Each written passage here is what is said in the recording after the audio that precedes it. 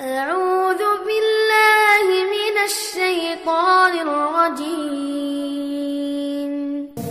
وأنفقوا مما رزقناكم من قبل أن يأتي أحدكم الموت فيقول رب لولا أخرتني إلى أجل قريب رب لولا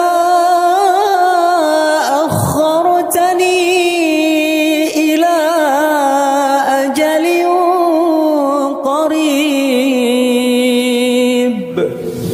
فأصدق وأكن من الصالحين.